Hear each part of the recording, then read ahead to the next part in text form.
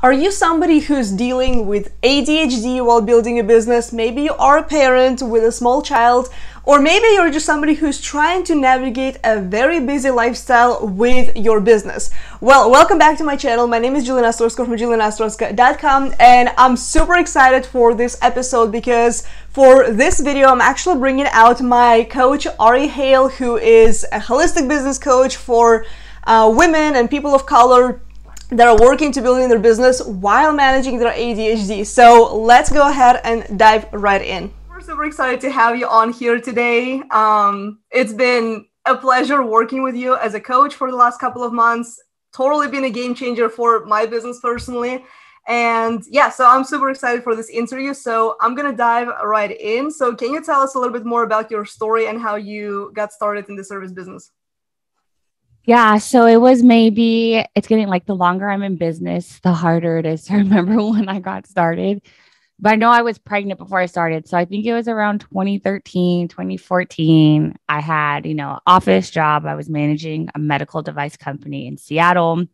I had just got my own office with a window. So I wasn't like out in the open anymore. And I was looking outside and I was like, wow, it's such a beautiful day because summers there are really beautiful. It's like, I wish I can go outside. And then I realized like, wait a minute, I have to ask for like permission to go outside. And then I have to come back in an hour. And then I only get like 2 weeks to like really go do what I want to do with my time. And then I was like, wait, I have like 40 to 50 years of just having like 6 weeks of doing what I want with my time. That's not going to work for me. And so I remember that day so vividly because it's a good lesson and a good reminder for me to just make a decision and decide what you want. And don't worry about how it's going to happen or having the perfect plan. Just start taking action to create that momentum. And so I went home and I did what everybody does. I typed in like how to make money online. And I went through like a lot of crap. I landed on a program and it wasn't the best like business program, but it had mindset stuff cooked into it. And that, is really how I got started. I went from like a virtual assistant to a launch manager to not doing anything to a coach. Yeah, that's awesome. We actually got started in business at around the same time. I started in network marketing in 2013. But I was just like bullshitting around pretty much while being in high school. So how did you, like, what was that shift that you made because I remember the other day, like it was either a coaching call or something. And you were like, I didn't really see myself coaching. Like you didn't really see yourself like doing the whole 101. How did you shift from, okay, like I'm done being a launch manager and dealing with all that stuff to actually coaching? Something like I have an area of opportunity where I don't really like envision the future. I just go off vibes and kind of go with the flow. And like, while that's good and like serves me in some areas, it's not really the best as far as like doing what I want to do. But my experience of coaches and what I had seen in the industry, like behind the scenes, I thought it was like, scammy and just scummy. And like a lot of these people don't know what they're doing or they need like therapy and not coaching. And what are they doing coaching other people? So I never thought I would be a coach because just what I had seen of coaches just wasn't impressive to me. And it wasn't anything that I wanted to be a part of. And then, my launch management business, I had the freelance business. It did really well, but being a new mom when that started to take off and then, being undiagnosed with ADHD, anxiety, and depression, I was burning out my adrenals, my thyroid, just my nervous system, having a business that is high stress and like there's no breaks, right? It's project after project, launching after launch after launch after launch. Launches expend a lot of energy and they need a lot from you and the client and the team. They need a lot of support. And so I just got to the point where I was running on fumes. I was over it. I was tired of it. And I just walked away from it. I sold my client list. I sold my, wait list. And I just didn't do anything for a while. I didn't know what I wanted to do. And so I figured like, you know what? I'm just tired of like having a business right now. Let me find a job. And so that's when I got on Twitter and I just started like hanging out and engaging on the tech side of Twitter. And I was like, well, while I'm looking for a job, I might as well start building an audience and an email list just in case. I hate having a job. And I was like, regardless if I get a job or not, I'll just dedicate like the next year to just being consistent on Twitter and figuring out the platform and not expecting anything from it. Like no followers, no engagement. Like my expectations are literally in the seventh ring of hell. So if nothing happens, it's fine. I at least have, content, and I tried something for, a year. And I was looking for like my area of opportunity. And I realized like a lot of the business and marketing and course advice and systems advice on this app is ass. It's really, really bad. It's really fluff. It's really bad. Like you can't do anything with, that information after you read it. So what if I just taught people, how to do everything that I was doing, like all the secrets, everything I learned behind like, clients' expensive masterminds and stuff that they invested in. Like, what if I just told people like the secrets and what to do? And, I did that for like 2 years.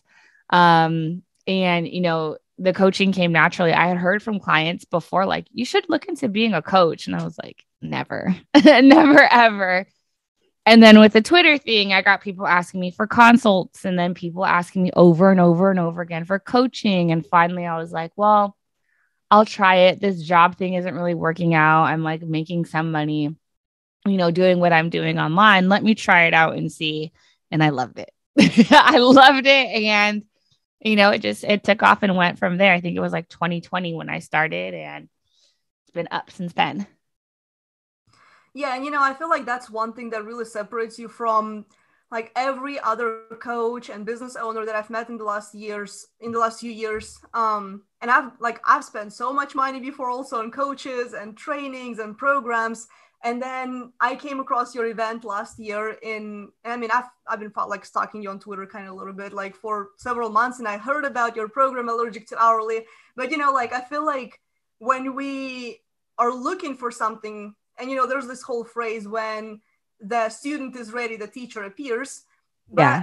And we always have that in our, at least like somebody who's like experienced in business and like we've been following some people. I've always had that little like nudge in my head. I'm like, I don't need another course. I don't need another thing. Right. But then your marketing and like your overall course, I was like, and I was interviewing actually on Tariq as well a couple months ago. And we kind of agreed on the same thing. I'm like, I don't think I feel like I've learned from Allergic to Hourly and Ari just in like 6 months more than I've learned in like 6-7 years of business.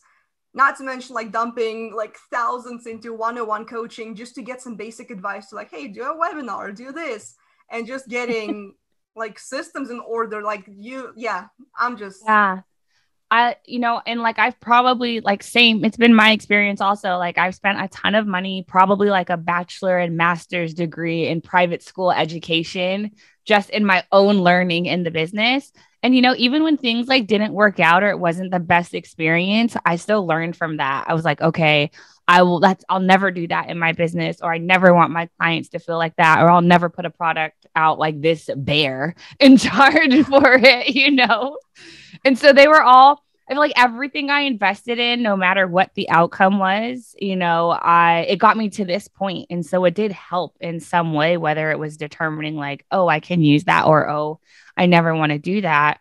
And I think not only like being a freelancer for such a long time, and then allowing people to just come with me on the journey and like be transparent and share behind the scenes and kind of like grow in front of everyone's eyes. Like I did everything I tweeted and taught people about, right? I put the blueprint out there. I talked about it and told people what to do, and then I did it. And so I think being able to see that, it just makes it very easy. If you were around during that time, it makes it very easy to say like, okay, the free content does this. And then, PMAC was like a big thing. And like, nobody had seen PMAC done the way it was done at that price point. Everyone was doing like PDFs. That sucked. And so that's always been my thing, is like, I'm not going to be greedy with information. I want to be compensated for my time and the effort that I put into that. It's my work and, my experience. and I want to be compensated for like maintaining it and participating and like, engaging with, clients and people who need help. But like, how can I just blow this out of the water and, make everyone else's like shitty products? Like, I wanted people to experience what a $2,000 program would look like at like $20 with PMAC. And I feel like just doing that and kind of like not having the super big, crazy launch that everyone talks about, it worked better long term for me. Yeah, because a lot of the times people ask, how do I differentiate what I post for free as free content on social media, and then what do I put into my programs? So do you just decided to blow everybody off and just go with, I'm just going to share as much value as I can? Because here's the thing, like, we can share all the free value we can, and it's like there's no need to be greedy, because a lot of times people don't even take action on the free stuff. Exactly. They don't take action. They don't, they get stuck. And so I was like, I would rather my free content be associated with someone getting results or making money than like, oh, she's so consistent. But at the end of the day, like, I learned what to do, but I never did anything because she didn't teach me how to do it. And so that's been my approach. And it goes against, me, being the marketing nerd. It goes against conventional marketing advice. But like, it works because I'm not playing the volume game, right? I'm playing the quality game. And, I would rather build good faith and be of service just from the beginning. And also it keeps me on my toes. Like, I can't be lazy when it comes to my programs. If I taught everything for free, that makes me step it up another level and dig deeper and really look at, okay, I can like curate this and tell them like the order to do these things, or like, condense it, whatever. But like, what else can I add to this? Like, what am I missing? What didn't I include in this? And it works. It really keeps me on my toes and makes sure that it ensures that, I'm still learning and I'm still experimenting and trying things. And I don't ever want to seem like I'm up here and like so unreachable by my audience. I want to be like down in the trenches figuring it out also. Like, no, the last half of last year, my launches all tanked, but it was a reflection of the effort that I put into those launches. I didn't put, $100,000 launch effort into those launches. I just woke up and was like, oh, we need a cash injection. Let me send 2 emails and a social media post. Like, yeah, they tanked because you didn't do what was necessary to make it a success. And so I think, not always talking about the wins, or just, I'm also comfortable with being vulnerable and sharing about like, the disabilities that I have to manage and just things going on in my life. But I feel like it makes me like, I'm a real person, and it helps to solidify, like, I'm a real person. I'm not somebody who just wins all the time or loses all the time. Like, it's up and down, and I'm right there on that roller coaster with you. And I feel like that's what also makes you such a great coach, because a lot of the times, we buy from, some like 7-8 figure marketers, and I don't always, like, as much as I love a lot of them, but I'm like, they're not as relatable. They have major ad budget and like crazy amount of audiences. And then it's like, they don't teach us what they did from day one. You know what I mean? So it's like they were in the trenches just like you are right now with all of us. But then it's like, I can't just go find 6 figures of ad budget and figure out my offer and have testimonials all from day one. Yeah, that was something that was so frustrating when I was getting started also, because like the big people when I was getting started, who were out, they had stories that like just were not possible on a part of my reality. Like, one got a tax return and, like a few $1,000s. And, it was when ads like worked really, really well and they were easy to do. One used like this big credit card that they were able to take out and get. One got like a loan from their parents. And I was like, that's never been my situation. Like, I was working, I was in school. I used like my last little $100 I had to sign up for a course and then go to this event. And so, I didn't have like the privilege to, have outside third party funding, whatever it looked like. I couldn't get a loan. My credit sucked. Like I was taking the bus everywhere. It was really a grind. And then after I had my son, it was like a whole new different type of grind. And, so, But, I feel like, okay, well, those were the cards that I was dealt. And like, here's the reason I can share, I can share that, look, it's possible. All of this is possible. And you don't have to look for reasons why it can't work for you. Instead, just look at what's on the table for you. All right, now, how do I maneuver and get to what I want? I'm not going to let these things stop me. I'm just going to go for what I want and make it happen. Yeah, it's a lot of grind when you're just starting out, when you don't have, the privilege or the rich parents or the credit. I remember people telling me, "Oh, you just have to like get a credit card." I'm like, "How? I'm 18." What are you talking about? I've never. No one's going to give me credit. Like, what are you talking about? Like a $200 credit card. What are you guys talking about? Like, this is not.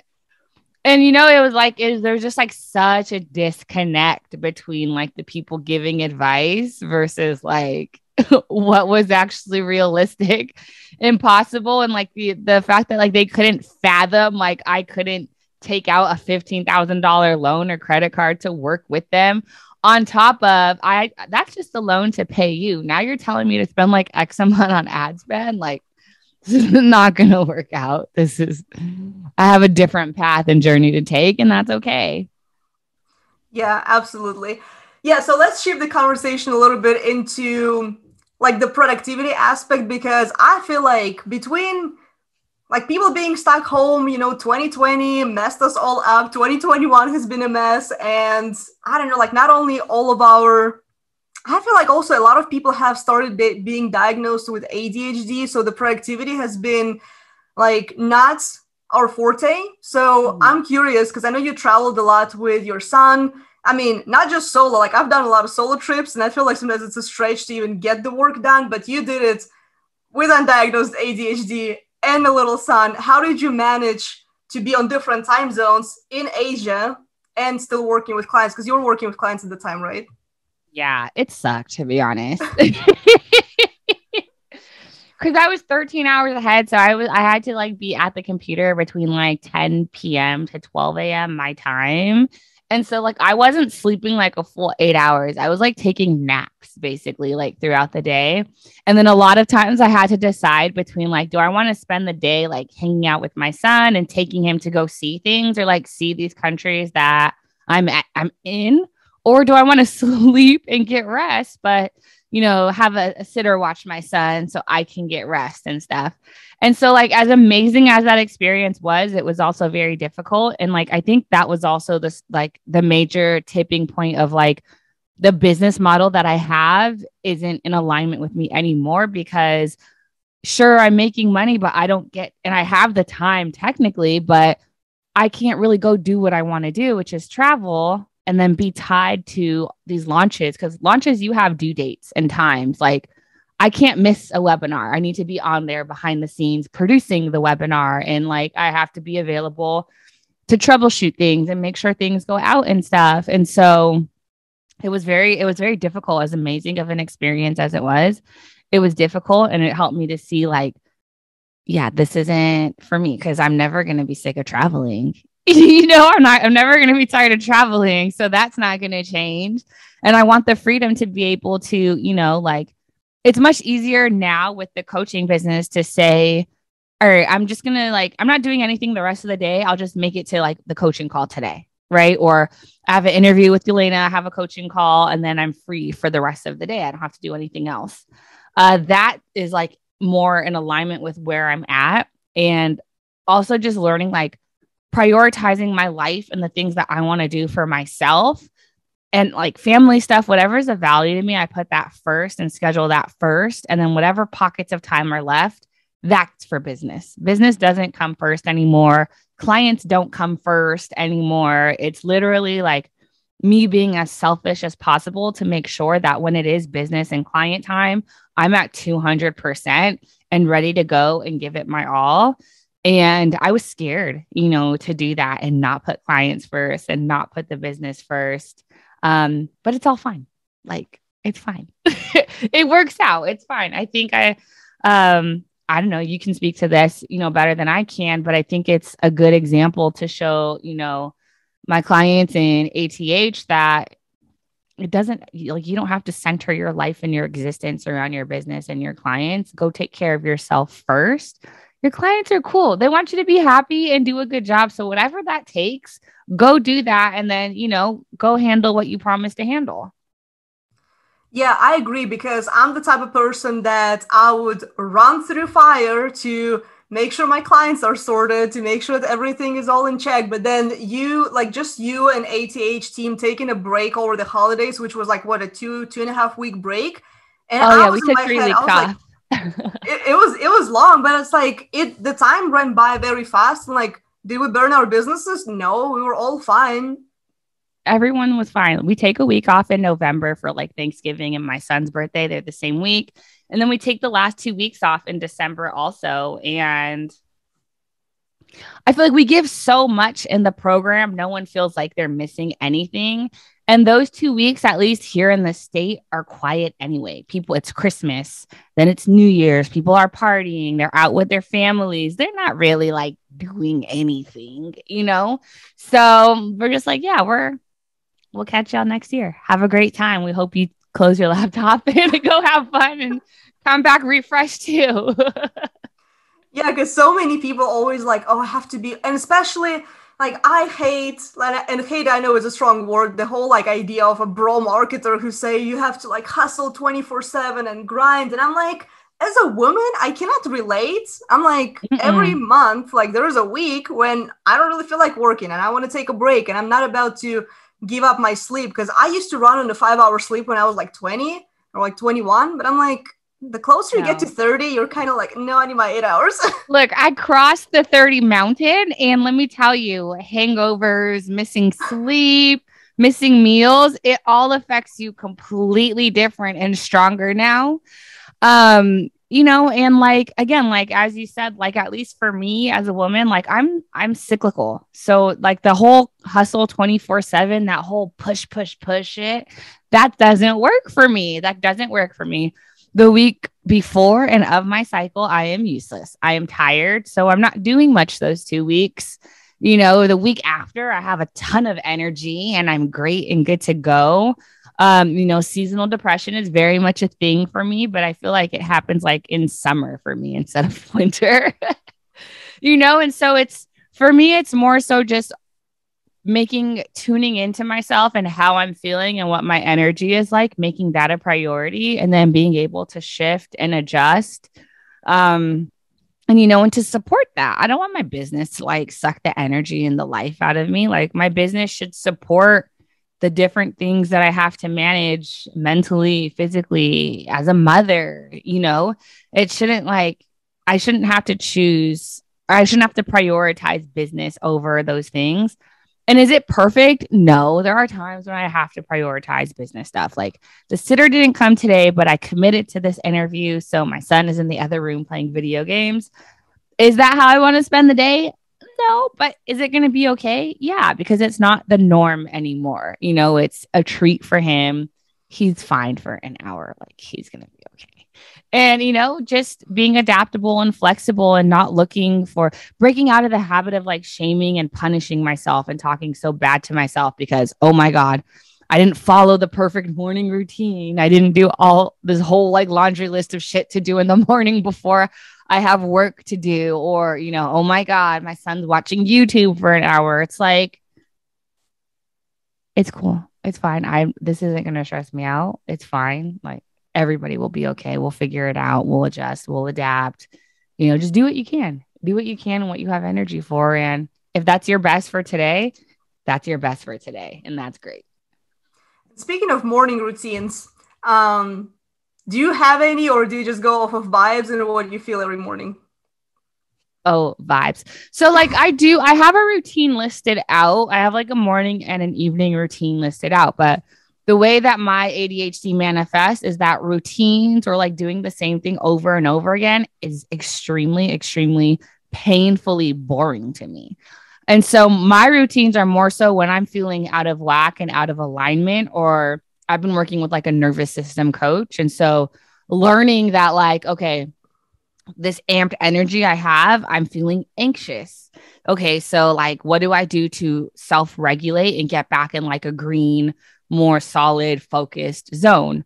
Or if I'm like in a depressive episode or like in shutdown mode, right? What do I need to do? Like, how do I become aware of that? And then what are the things I need to do to get out of that zone? And so my routines are more so for when I feel out of alignment. And then I have like small things that I usually do on a daily basis, usually that help me stay more in alignment than not. But I know my brain, we've been doing this for almost 33 years now. I'm tired of fighting against my brain. And so I'm just going to work with how I naturally do things and then have, tools and resources to get back in the feel good zone versus staying stuck in like anxiety or shutdown. But like, deep breathing throughout the day, that's really helpful. Exercising throughout the day is helpful for me. So like I haven't been exercising lately, and I can feel my body and my brain slipping back into that shutdown. So like I'm preparing to like, okay, you got to get back on like the Peloton and like ride at least 10 minutes a day, get those like endorphins running and going. Stretching, I don't love meditation, but I try to do like at least a minute a day, right? Just a minute a day to, calm down that ADHD brain, that loops and loops and loops between things. Journaling, reading, just taking time to have breakfast and not be on my phone or not be at the computer while I'm eating, just like learning to just sit and like really enjoy my meal. So, or like taking time to take like a nice bubble bath with like Epsom salt instead of rushing through a shower, like, trying to rush through things. So it's little things like that. I have a whole list of like things that I can do to just like maintain the good vibe or get back to the good vibe, but I'm not strict about it. And I'm not strict about it at all. Like I naturally like rebel against authority and rules. And so that's what works for me.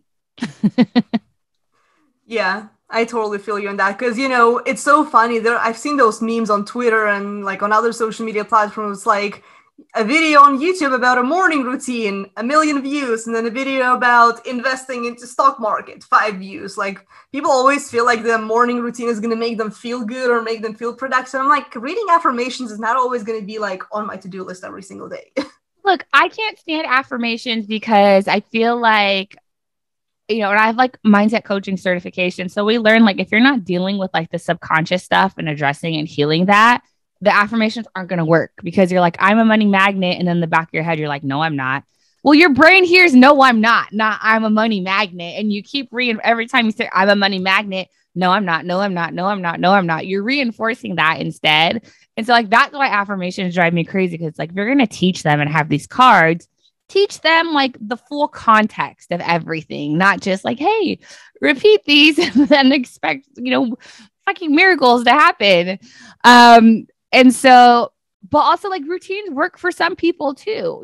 I'm just not that person. Like my boyfriend, he can do this. He does the same thing every single morning. And I am fascinated by it. I'm so fascinated. He like for a period of like 2 years, he went to the gym every day and didn't miss a day. And he still works out all the time and is super consistent with it. And I'm not. Like, I'm happy if I go to the gym 7 out of 30 days, or like if I leave my computer or close it, but he's so routine and that works for him and his brain. He also has ADHD as well. His brain, though, can handle the routine and doing the repetitive stuff. It works for him. And so, I think it's just a matter of, don't take what like somebody says as law. Just take it as something that you can experiment and try and then see how it works for you. If it's not working, that's okay. Like there's so much information and stuff out there.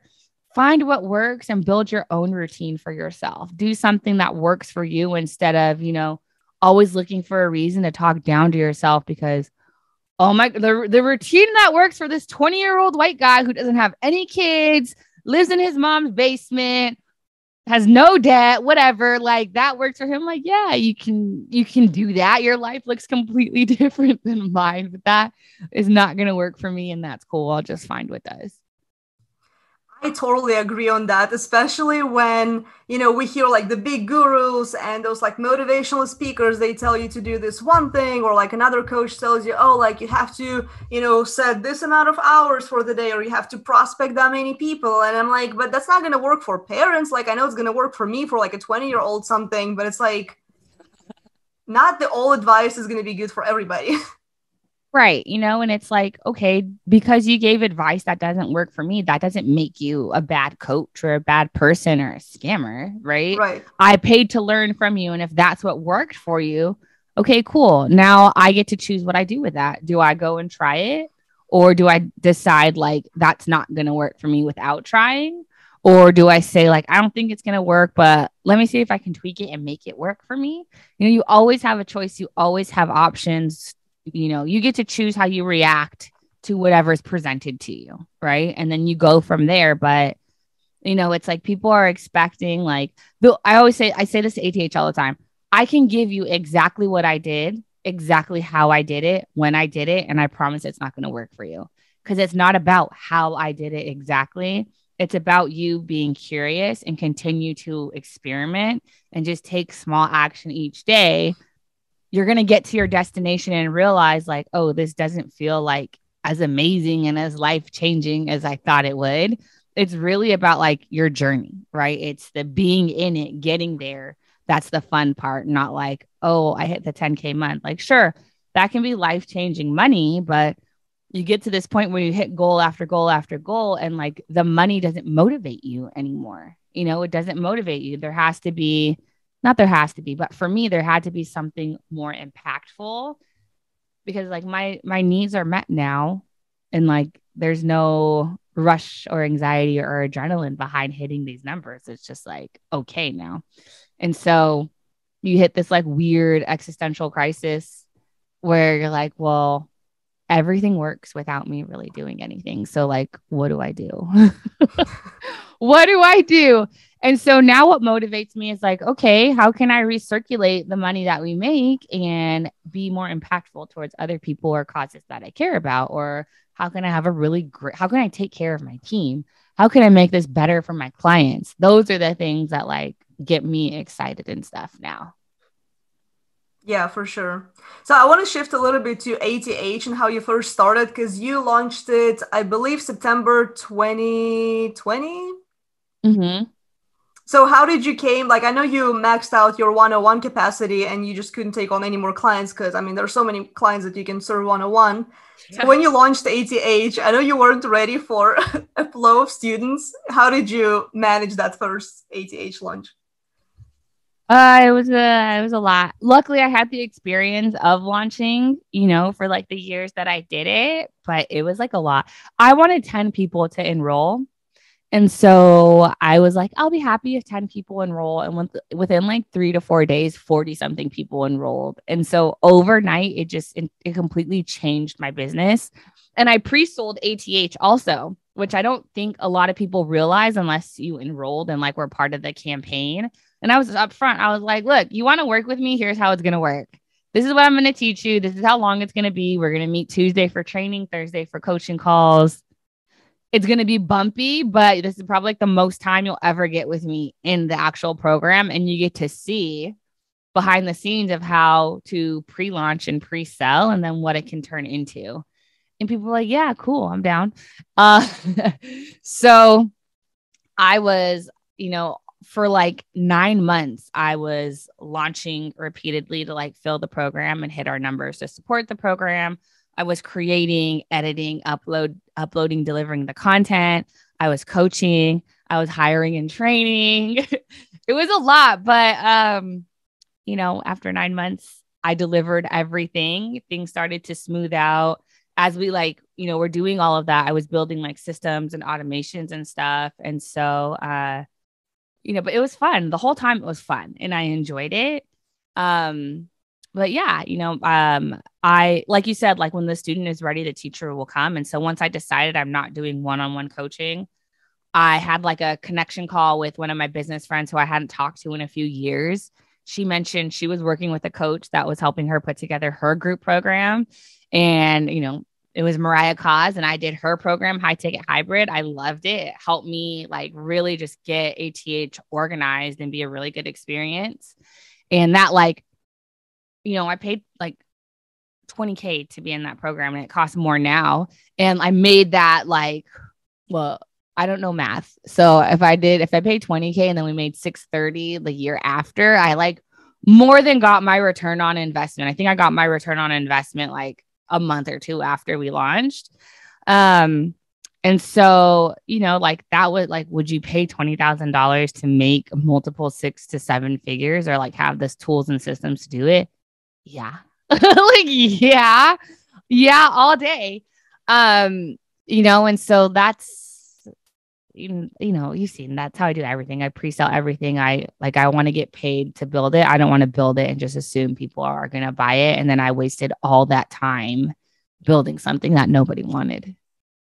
Did you do the same thing with First Year to Freedom? First Year to Freedom was a little different because I had a bunch of people who applied to Allergic to Hourly, and they weren't ready for the program. Like they didn't know what service they wanted to do. They had never done the service before. They never worked with a client before. They didn't really have an audience. So I didn't see that like the key components like ATH, like not only do you need to know what you want to do, but you should have done it in some type of capacity. I need to see that you're able to like audience build or market a little bit. So even if you have like 100 followers or like 5 people on your email list, I need to see like some of that effort being made. And then you've worked with clients before, whether it was, previous clients, even if it was a different service, or you've done this work like at your day job. I need to see that you're able to persuade people to work with you and then continue to work with you. And so those things were missing. And that's why I didn't let, the First Year to Freedom people join ATH, because they would need longer, like that first time building your audience, that just takes a year in and of itself. And so looking at the data, I realized like, oh, I need to start. Well, I don't need a starter program. I can do a starter program and it can be real easy and it can be self-paced. And I can offer that as like a downsell and not like, send away that potential revenue. And I can have a program that gets people ready for ATH. So we did that, and we repurposed some content from like First Year to Freedom. We included information from like the applications of like what was missing versus what they needed help with. And so it was a little different. Yeah, we didn't necessarily like pre-sell, but I could see the need for it based off of the data that we had for people who were applying and taking that step already. Got it. But it totally makes sense. I mean, also, like, how did you, like, I know some people say, well, I have these 2 offers that, and I also have seen it in ATH as well. Like some students have said the same thing. Like I have 2 offers, or like one for a beginner person and the other for the more advanced. How do you differentiate your content while talking to kind of both audiences at the same time? I don't talk to both. So I just talk to the people who are ready, who are ready for ATH. And then naturally other people will just apply and filter in. And if they're not a fit, then on the back end, I'll offer them First Year to Freedom. But we don't really talk much about First Year to Freedom topic because they're more beginner. And I want, the more experienced people to come into ATH. That's what we decided our focus was. That has the best profit margin, that has the biggest potential to help us hit our goals faster than, the starting program. So it's more so like just a back end offer. We might do like 1 or 2 little launches to like the list, in between, so I can like get a break from promoting ATH. But yeah, that's it really. I don't, I like to make it easy. And like, I read this from Talkie Moore in his book. I don't know where he got it from, but he says like, one platform, one traffic source, one conversion tool, one offer, 1 year, right? So 1, 1, 1, 1. And I really stuck to that last year with ATH, and it's the most we've ever made in the business. I think I hit like 200 something on my own. And then when I really focused and stopped offering everything to everyone, it like it was like the hockey stick, like the swing up, right? Like the exponential fast growth, which it wasn't really fast. It took me like 6-7 years to get to that point. But I finally realized like I need to be willing to triple down and just talk about the same thing over and over again, even if I'm bored about it, because hundreds of millions of people on this one platform have not all seen it and heard about it. So I need to keep talking about it. Yeah, and I remember you saying on one of the ATH calls that, because I was like, man, like sometimes launching can be so daunting and just like you bore yourself talking about your own thing. Like it's like the radio show in your head. But it's like a lot of the, like, and I see a lot of coaches also, they launch and they say, oh, but I haven't hit my numbers. And I'm like, how many times have you talked about your offer? Oh, maybe 2 times. Dang, really? Yeah, I'm like, okay, so you're in a launch and your cart's open for 14 days and you sent one email. Like what? Or you posted twice on Instagram, which is like one of the hardest algorithms to fucking figure out and like get on its good side. Like nobody saw that shit. If you don't go send an email, like, you got to do it for, a couple of, at least like a week, I believe. And people are, if you're building your audience right, and like the way I teach in ATH, like your audience is on your list to hear from you and to work with you. So it's like you're not bothering anybody. That's your own shit coming up. That has nothing to do with like the people who are on your list. They're there because you told them, hey, I talk about these things and this is how I can help you. And here's how I can work with you. So sign up. So like, why wouldn't you tell them that you have slots open to work with you? Like, what do you think they're there for, T? Like, no. And also, like when we're on social media, we're competing with all these millions of people and everybody that's out there with all the noise and the ads and I mean, everything. And then when we just email our lists, we're not competing with as many people. Exactly. So like, depending on your list size, between 20 to 70% of people who are on your list will see will receive your email or should open your email, excuse me. You're not going to get that on anyone's timeline. So it's like use these platforms to get people off of them onto your list, your email list, your text list, so that you can stay in touch with them. Again, have that results driven content and, then make an offer, help them get results. And then like, hey, this is something you want my help with.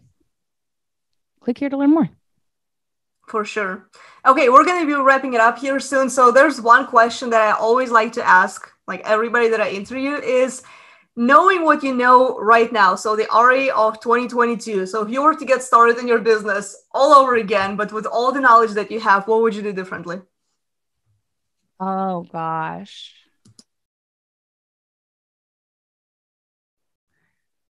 I would raise my prices and fire clients faster because I held on to like a lot of situations that just weren't mutually beneficial and like got screwed a lot also. And like I was being loyal to people who were loyal to their businesses and themselves. And like I had to realize that like no matter what anybody tells you, right, no matter what their intentions are, you have to put your business first and yourself first because that's what everybody else is doing. And you're setting yourself up for disappointment when you're not putting yourself first. And there's nothing wrong with being selfish and putting yourself first, especially when you have to pay your own bills and taxes, And so operating from that like perspective and being less naive, I would have told myself that faster. And then also to start coaching sooner. I had like, there were a few times where like I had, little opportunities and moments, I'm like, always like, I always tell you guys, like, sit down or get sat down, rest, or like your body will shut down and make you rest. Right. It's the same thing with like those little intuitive hits or opportunities. It's like, there are always like little signs and stuff that I should move towards coaching. And I always like ignored it or played it off or talked shit about it, talked myself out of it. I would have done it sooner because I absolutely fucking love it. Yeah, absolutely. That's great advice. So, Ari, how can people find you online and how they can join Allergic to Hourly or any other offers that you have going on right now? Yeah, so you can learn more about the program at allergictohourly.com. My Instagram is arihale.com/Instagram. Twitter is arihale.com/Twitter.